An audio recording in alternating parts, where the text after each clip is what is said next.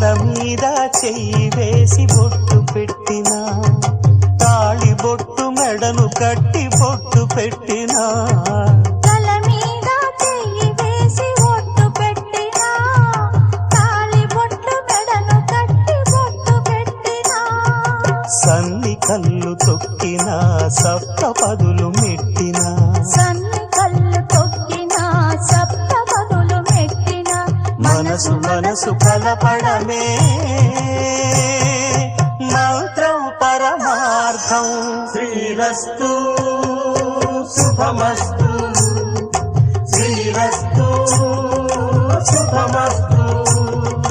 శ్రీకారం చుట్టుకుంది పెళ్లి పుస్తకం, ఇక ఆకారం దాచుతుంది కొత్త జీవితం.